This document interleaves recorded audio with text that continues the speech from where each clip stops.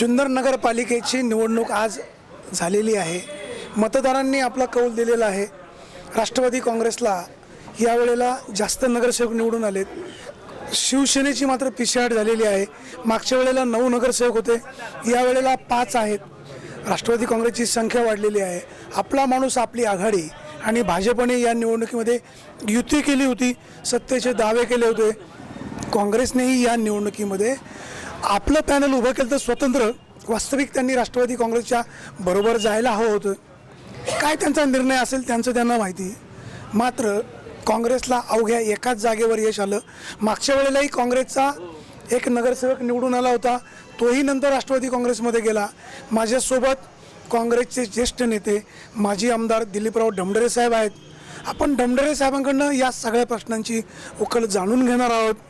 नक्की कोणाचं चुकतंय, जुन्नर तालुक्याचं राजकारण कुठे चाललंय का, किंवा राष्ट्रवादी काँग्रेसने भविष्यकाळामध्ये जिल्हा परिषदेच्या निवडणुकीमध्ये एकत्र यायला हवं का, किंवा काय त्यांच्या मनात आहे आपण जाणून घेऊयात। ढमढरे साहेब, आज जुन्नर नगरपालिकेची निवडणूक पार पडली। काँग्रेसला अवघा एकाच सीटावर विजय मिळालेला आहे। काँग्रेसचे नगराध्यक्षपदाचे उमेदवार अंबर परदेशी सांगायचे की माझा विजय हमखास आहे। जनरली निवडणुकीला उभा राहिलेला प्रत्येक उमेदवार विजय माझा होणार असं जरी म्हणत असलं तरी अंबर परदेशी यांना ओव्हर कॉन्फिडन्स होता। सर, आपण काय सांगाल उमेदवाराच्या संदर्भामध्ये की राष्ट्रवादी काँग्रेस आणि काँग्रेस या संदर्भातला तुमचा प्रश्न होता। महाराष्ट्रातल्या राजकारणाकडे जर पाहिलं तर गेले 15 वर्ष महाराष्ट्रामध्ये राष्ट्रवादी काँग्रेस आणि काँग्रेस यांनी एकत्रितपणाने महाराष्ट्रामध्ये सत्ता या ठिकाणी राबवलेली होती। त्यामागचं सूत्र मुळामध्ये असं होतं किंवा या दोन्ही पक्षाच्या नेत्यांनी ही सत्ता राबवत असताना किंवा सत्ता ज्यावेळेस हस्तगत केली त्यावेळेस जे स्टेटमेंट केलेलं आहे ते तुम्ही जर बारकाईने ऐकलं तर तुमचं लक्षात येईल की जातीवादी शक्तींना दूर ठेवण्यासाठी समविचारी पक्षांनी एकत्र आलं पाहिजे अशा प्रकारचा एक संदेश त्या ठिकाणी दिला। आणि या संदेशाची परिणिती म्हणून गेले 15 वर्ष काँग्रेस आणि राष्ट्रवादी काँग्रेस या महाराष्ट्रामध्ये काम करत होती। मला स्वतःला असं वाटतं की तसा विचारामध्ये फारसा फरक नाही काँग्रेसच्या आणि राष्ट्रवादीच्या। एकाच नाण्याचे 2 बाजू द्या आणि निधर्मी राजकारण करायचं हा दोन्ही पक्षांचा मूळ हेतू आहे।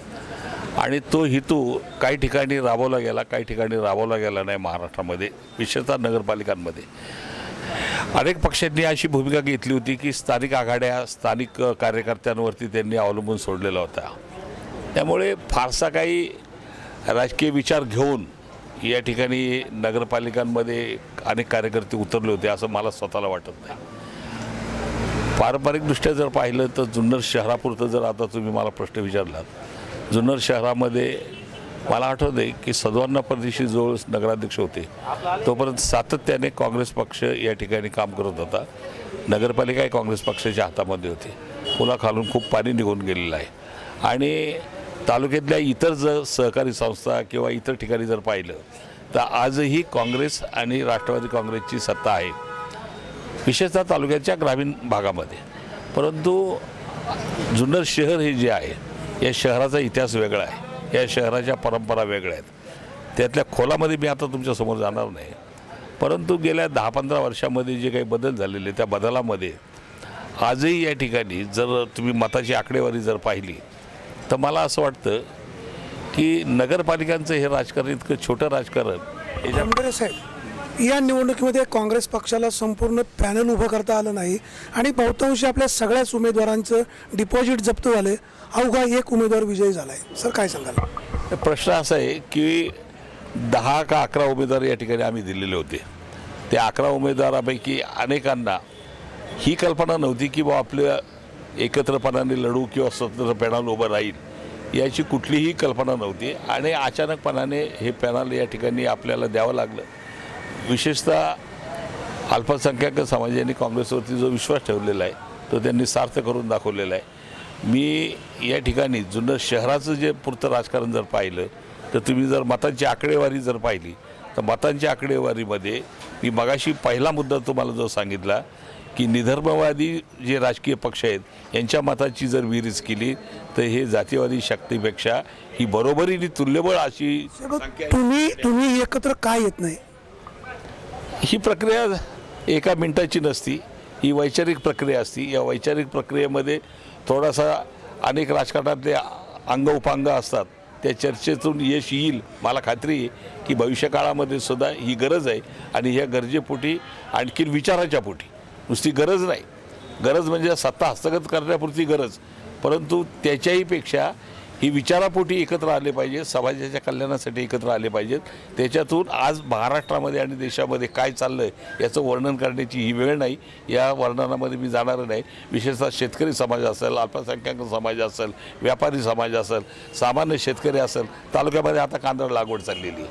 100 रुपयाची नोटसुद्धा आमचा शेतकरी आज त्या मजुराला देऊ शकत नाही. त्याला 8-8 तास आज लाईनमध्ये उभं राहावं लागते. हे सगळ्या अनेक गोष्टी आहेत. नगरपालिका आणि ते राजकारण याचा किती संबंध हा भाग वेगळा आहे, परंतु सामान्य माणसाच्या मनातल्या ज्या कल्पना आहेत त्या दूर करण्यासाठी या विचारांना एकत्र यावं लागेल. भविष्याच्या काळामध्ये ते कदाचित दडलेलं असेल आणि ते मला असं वाटतं की यशस्वी होईल. डमडरे साहेब, जुन्नर तालुक्याचे माजी आमदार बाळासाहेब दांगट म्हणाले की काँग्रेस पक्षांच्या नेत्यांमध्ये समन्वय असता तर ही निवडणूक आम्ही एक वेगळ्या ठिकाणी येऊन पोचलो असतो, किंबहुना आमचा विजय पण झाला असता. थोडासा आमच्यामध्ये समन्वय नाही अशी भावना त्यांनी व्यक्त केली. सर, आपण काय सांगाल? बाळासाहेबांचं मत आहे, आदरणीय माझे श्री बाळासाहेब दांगट यांचं मत आहे. ते त्यांचं मत त्यांनी व्यक्त केलं असेल, त्यांच्या दृष्टिकोनातून बरोबर असेल, त्याच्यावरती माझ्यासारख्याने विश्लेषण करणं योग्य नाही. समन्वय कुठेतरी नाही असं पटतंय का आपल्याला, किंवा काय सांगाल सर? समन्वय असं आहे की जुन्नर तालुक्यामध्ये काँग्रेसची जी शक्तीस्थळं आहेत ते शक्तीस्थळाच्या संदर्भात अनेक सहकारी संस्था आहेत, कारखाना आहे. या निमित्ताने सगळे कार्यकर्ते एकत्र बसत असतात, विचारविनिमय करत असतात. समजा एखाद्या मिटिंगच्या वेळेस एखाद्या महत्त्वाच्या गोष्टीच्या वेळेस सगळ्यांना पाचारणही केलं जातं. विशेषतः आता कार्यरत असलेले सत्यशील शेरकर कारखान्याचे चेअरमन हे काँग्रेस पक्षाचे आहेत. अशोकराव घोलप हे काँग्रेस पक्षाचे आहेत. अनेक वेळा आम्ही एकत्र, आमचे बाळासाहेब खिलारी आहेत, सगळ्यांना एकत्र बोलवतो. पण एखाद्या वेळेस समजा काही कामांच्या निमित्ताने समजा महत्त्वाच्या प्रसंगी वेळ मिळून सुद्धा जर आले नसेल तर हे त्यांचं व्यक्तिगत मत असेल, मी त्याच्यावर कॉमेंट नाही करू. डमडरे साहेब, जिल्हा परिषद आणि पंचायत समितीच्या निवडणुकात जिल्हा परिषद पंचायत समिती निवडणुकात पुढ्यात आले आहेत. नगरपालिकेचं हा सगळं मतदानाचा कौल पाहता दोन्ही काँग्रेस एकत्र येऊ शकतात? शक्यता आहे, शक्यता आहे आणि यावं अशी माझी इच्छा आहे. तालुक्यापुरतं बोलतो मी, महाराष्ट्रातला विचार काय त्यांना करायचा असेल ते करतील, परंतु या तालुक्यातली मर्मस्थळं कुठं आहेत, या तालुक्यातलं होटीकडे, या तालुक्यामध्ये 62 गावं आदिवासी समाजाची आहेत. लक्षात घ्या, आणीबाणीच्या वेळेस इंदिरा गांधींनी जो आदिवासी लँड रिस्टोरेशन ॲक्ट काढलेला होता त्याच्यातून आज आमचा आदिवासी समाज काँग्रेस पक्षाने जागेवर बसवलेला आहे. ह्या आदिवासी समाज विसरलेला नाही. कदाचित जर काही मंडळी नवीन तरुण पिढी जर त्यांना ही जाणीव नसेल तर आमच्यासारख्या सिनियर कार्यकर्त्यांना त्याची जाणीव करून दिली पाहिजे की या समाजाच्या मागं संपूर्ण ताकद शक्ती कुणी उभी केलेली आहे. आणि काळाच्या पोटामध्ये मला असं वाटतं की मगाशी मी जो सांगितलेला विचार, या विचाराची दाहकता जशी जशी वेगळ्या अँगलनी वरती जाईल तसतशी ह्या निधर्मीवादी विचारसरणीला एकत्र यावं लागेल. ही काळाची गरज आहे. डमडरे साहेब, राज्यामध्ये केंद्रामध्ये ज्यांचं सरकार आहे ते भारतीय जनता पक्ष, त्यांना एकाही ठिकाणी विजय मिळाला नाही. आपला माणूस आपल्याकडे स्थापन करणारे जुन्नरचे आमदार शरदराव सोनवणे म्हणाले होते की जुन्नर नगरपालिकेवर आमच्या युतीचा झेंडा फडकेल. अवघ्या 3 जागा त्यांना मिळालेल्या आहे, भाजपला एकही जागा मिळाली नाही. आपण ज्येष्ठ जाणकार आहात सर, काय सांगाल? त्या संदर्भात माझ्यासारखे काही कॉमेंट करणं योग्य नाही. त्याचं कारण असं आहे, प्रत्येक राजकीय पक्ष स्वतःची काही वेगळी स्ट्रॅटेजी आखत असतो. त्या राजकीय पक्षातले नेते मंडळी जे असतात ते पण स्वतःची काही भूमिका घेऊन राजकारण करत असतात. शहराच्या बाबतीमध्ये विशेषतः ही सगळी जे राजकीय आखाडे जे आता या पक्षामध्ये उतरलेले होते तर त्यांची प्रत्येकाची एक वेगळी भूमिका होती. त्या भूमिकेतून कदाचित अनेकांनी अनेक वक्तव्य केलेली असतील, परंतु एक गोष्ट नक्की, जुन्नर शहराची बैठक फार निराळी. तुम्हाला मी सांगतो, माझा जन्म या जुन्नर शहरातला आहे, माझं बालपण या तालुक्यात गेलेलं आहे, माझं सगळं लहानपण या ठिकाणी गेलेलं आहे. या शहरातल्या प्रत्येक घराशी मी निगडीत असा माणूस आहे.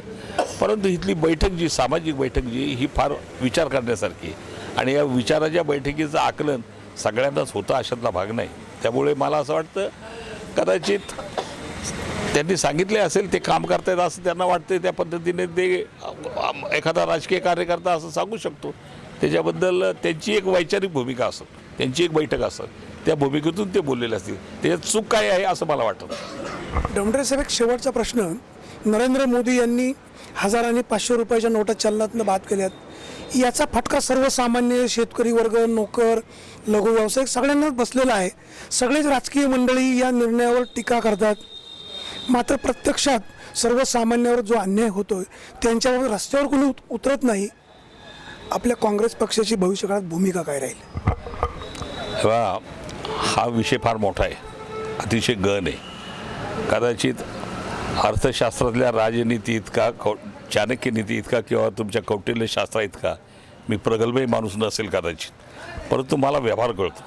मला एक माहिती की ज्या शेतकरी कुटुंबामध्ये मी जन्माला आलो, ज्या परिसरामध्ये तालुक्यामध्ये मी हिंडतोय, तिथं सामान्य माणसं त्रस्त आहेत. त्रस्त कशा अर्थाने आहेत? काँग्रेस पक्षाने सुद्धा लोकसभेमध्ये आणि बाहेर हीच भूमिका मांडलेली आहे की काळा पैसा याच्यातून जर बाहेर निघणार असेल तर आमचा त्याला पाठिंबा आहे. परंतु काळा पैसा बाहेर निघत असताना जर सामान्य माणसं त्रस्त होत असतील तर त्या संदर्भात आमचा विरोध राहील. प्रश्न हे अंमलबजावणीचा.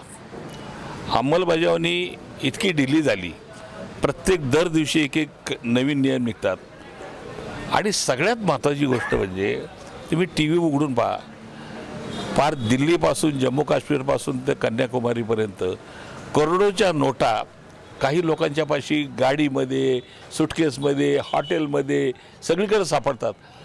ही सामान्य शेतकरी मंडळी जी आहेत त्यांना कांदा लागवडीला मजुराला ₹300 द्यायला पैसे सुट्टे नाहीत. त्याला जर 2000 डोंगरे साहेब, काँग्रेस पक्ष रस्त्यावर का उतरत नाही? तर नाही, काँग्रेस पक्षाच्या सगळ्या लोकांनी, आमदार खासदारांनी जाऊन राष्ट्रपतींची भेट घेतलेली आहे. या संदर्भामध्ये लोकसभेमध्ये सुद्धा चर्चा घडत. आज काय झालं, मी जरा बाहेर आहे त्याच्यामुळे मला कल्पना नाही, परंतु ही सुद्धा वेळ काँग्रेस पक्षात जर आली तर काँग्रेस यशस्वीपणाने पार पडेल. सामान्य माणसं त्रस्त आहेत एवढं तुम्हाला मी सांगतो. साहेब, राहुल गांधी म्हणाले की नरेंद्र मोदी यांनी ह्या नोटबंदीमध्ये मोठा घोटाळा केला आहे. याचा माझ्याकडे पुरावा आहे. मला लोकसभेमध्ये बोलून दिलं जात नाही. जर त्या ठिकाणी बोलू दिलं तर मी हे सगळं बाहेर काढील. त्यांना लोकसभाच कशाला लागते? बाहेर पत्रकार परिषद घेऊन सुद्धा हे सगळे मुद्दे सांगू शकतात. काय बनवेगिरी चालली? अहो, देशाचा पंतप्रधान पूर्ण बहुमताचा असताना, पूर्ण बहुमत, त्या पंतप्रधानांनी असं सांगितलं की मला लोकसभेमध्ये बोलू देऊ शकत नाहीत, दिलं जात नाही. ही हतबलता वाटत नाही तुम्हाला? राहुल गांधींनी हे सांगितलं की मी ज्यावेळेस बोलायला लागतो त्यावेळेस समोरचे जे बहुमतातली मंडळी आहेत ती आम्हाला बोलून देत नाही. याचा फैसला जनता करील. सर, त्यांच्याकडे जे भ्रष्टाचाराचे मुद्दे आहेत हे लोकसभेच्या ठिकाणीच मांडले पाहिजेत. बाहेर पत्रकार परिषद घेऊन किंवा जनतेमध्ये का सांगत नाहीत? येतील ना, योग्य वेळी येतील. ज्यावेळेस त्यांना लोकसभेमध्ये बोलायची संधी मिळेल त्यावेळेस ते करतील, योग्य वेळी करतील, ते 100% करतील. जुन्नर नगरपालिकेच्या या निवडणुकीमुळे जुन्नर तालुक्याचं राजकारण ढवळून निघालं आहे. शिवसेना असेल, राष्ट्रवादी काँग्रेस असेल, भाजप असेल, या सगळ्याच मंडळीला याच्यामध्ये धडा घ्यावा लागणार आहे. भविष्यकाळामध्ये समविचारी पक्ष जर एकत्र आले नाही तर अशाच पद्धतीनं निकाल लागण्याची भीती आहे. त्यामुळे भविष्यकाळामध्ये येणाऱ्या जिल्हा परिषद निवडणुकीमध्ये शिवसेना, भाजप, काँग्रेस आणि राष्ट्रवादी काँग्रेस एकत्र पाहायला मिळाले तर नवल वाटायला नको. कॅमेरामन लक्ष्मण दातकडेसह सुरेश वाणी, आपला आवाज, जुन्नर.